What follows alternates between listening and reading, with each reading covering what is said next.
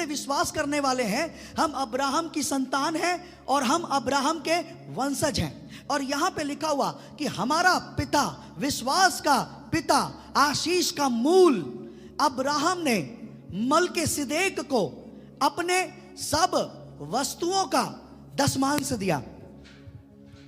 यहां पर ऐसा नहीं लिखा कि उसने सिर्फ दशमांश दिया, यहां पर ऐसे लिखा उसने सब वस्तुओं का दशमांश दिया। कितने वस्तुओं का? सब वस्तुओं का दशमांश दिया। अब ये सब वस्तु क्या है? क्या है ये सब वस्तु? तो परमेश्वर ने अब्राहम को ब्लेस किया, उसके व्यवसाय को बढ़ाया, उसकी भेड़ बकरियों को बढ़ाया, ऊंट, गाय, बैल, उसके पशुओं को बढ़ाया परमेश्वर ने, उसके सोने और चांदी को बढ़ाया, जमीन जायदाद धन संपत्तियों को परमेश्वर ने बढ़ाया, उसके खेती बाड़ी को परमेश्वर ने बढ़ाया। और इसलिए अब्राहम ने कहा कि प्रभु, मैं केवल दशमांश नहीं दूंगा परंतु मैं सब वस्तुओं का दशमांश दूंगा। अर्थात मैं अपनी खेती बाड़ी जो मैंने की और उससे जितना मेरे को मुनाफा आया, अगर मेरे को 10 बोरी चावल हुआ तो उसका 1 बोरी मैं तुझे दशमांश दूंगा। अगर दाल 10 बोरी आया तो 1 बोरी दाल तेरे भंडार में मैं दूंगा। अगर भेड़ों ने, अगर 10 भेड़ पैदा हुए तो 1 भेड़ मैं तुझको दशमांश के रूप में दूंगा। अगर बकरी 10 है तो 1 दशमांश होगा। हाँ, उसी प्रकार से प्रभु जो सोना तू मेरे को दिया, उस सोने का भी दशमांश मैं तेरे को दूंगा। और प्रभु जो सैलरी तू मुझको देगा, वो सैलरी का दशमांश भी मैं तुझको दूंगा। क्यों दूंगा? अगर आप उत्पत्ति 28 अध्याय और उसके 20 से लेकर अगर आप 22 वचन तक के पढ़ते हैं तो उसमें याकूब प्रार्थना कर रहा है। कहां? बेतेल में, परमेश्वर के भवन में याकूब प्रार्थना कर रहा है। और क्या प्रार्थना कर रहा है? कि परमेश्वर, अगर तू मेरे साथ रहेगा और मेरी रक्षा करेगा और खाने के लिए मुझे रोटी देगा, पहनने के लिए कपड़ा देगा, रहने के लिए तू मुझे घर देगा, और जो कुछ भी तू मेरे को देगा वो सब वस्तुओं का दशमांश मैं तुझको दिया करूंगा। परमेश्वर ने याकूब की प्रार्थना को सुना। और फिर हम 30 अध्याय में देखते हैं कि परमेश्वर ने याकूब को धनाढ्य किया, आर्थिक संपन्न किया, उसके बिजनेस को बढ़ाया। उसके ऐसी याकूब ने जो प्रार्थना की थी वो बुद्धिमता की प्रार्थना थी। उसने ये प्रार्थना की थी कि परमेश्वर जो कुछ भी तू मेरे को देगा उसका सब वस्तुओं का दशमांश मैं तेरे को दूंगा। मैं सब वचन नहीं निकालूंगा, आपको जो वचन दे रहा हूं आप उसको पढ़ लीजिए। आप जब उत्पत्ति उसका 30 अध्याय को अगर देखते हैं तो उसमें ऐसा लिखा कि परमेश्वर ने अब्राहम के समान याकूब को भी सोना, चांदी, भेड़, बकरी, ऊंट, गाय, बैल, दास, दासी, नौकर, चाकर का बड़ा धनी बना दिया। याकूब को बड़ा धनाढ्य कर दिया। कैसे याकूब धनाढ्य हो गया? कैसे आर्थिक संपन्न हो गया?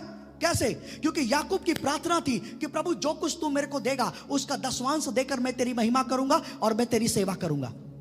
एक चीज याद रखना चर्च, आज कलीसिया में बहुत से लोग मांगते तो हैं परमेश्वर से परंतु पाते नहीं हैं, क्योंकि वो बुरी इच्छा से मांगते हैं, क्योंकि वो बुरी अभिलाषा से मांगते हैं। वचन कहता है ऐसा वचन में लिखा हुआ है कि आज लोग, कलीसिया के बहुत से लोग मांगते तो हैं परंतु पाते नहीं हैं, क्योंकि वो बुरी इच्छा से मांगते हैं और बुरी अभिलाषा से मांगते हैं। इसलिए क्या है वो बुरी इच्छा और क्या है वो बुरी अभिलाषा? लोग मांगते हैं कि परमेश्वर मेरे को नौकरी दे दे, परमेश्वर मुझे बिजनेस दे दे, परमेश्वर मुझे आर्थिक उन्नति दे, परमेश्वर मुझे आर्थिक संपन्नता दे। परमेश्वर उनकी प्रार्थना सुनता है, लेकिन परमेश्वर पूछता है कि मैं तेरे को नौकरी दूंगा, मैं तेरे को बिजनेस दूंगा, मैं तेरे को आर्थिक संपन्नता दूंगा, तेरी आर्थिक उन्नति करूंगा, पर क्यों?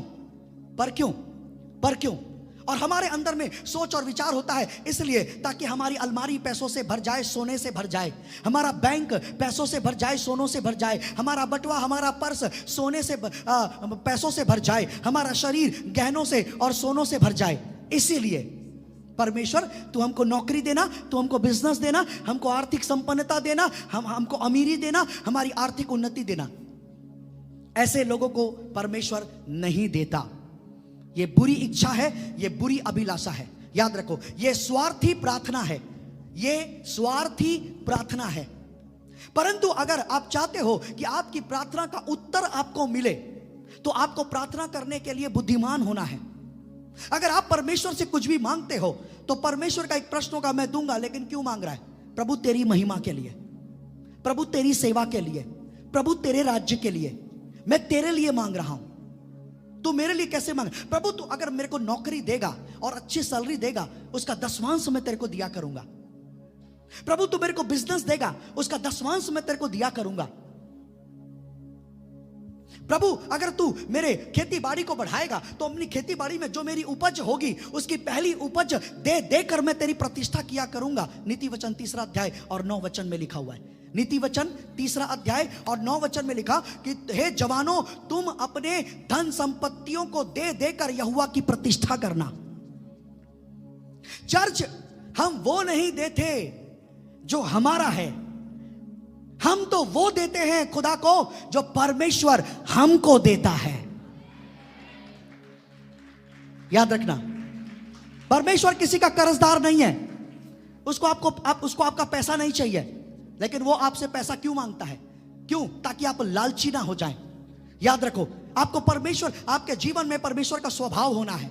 और परमेश्वर का स्वभाव क्या है? परमेश्वर देता है और अपने लोगों को देना सिखाता है, मदद करना सिखाता है। कितनों को समझ में आ रहा है?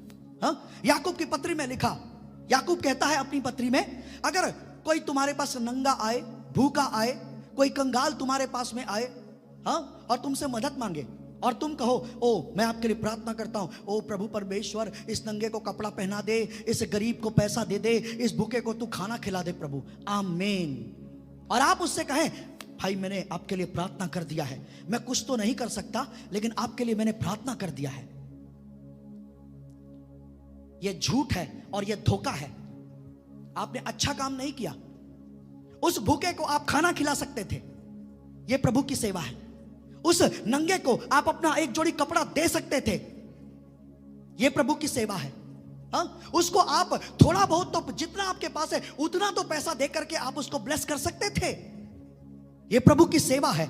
और जो इस इच्छा से मांगता है, खुदा उसको दबा दबा कर और हिला हिला कर देकर धनाढ्य बनाता है।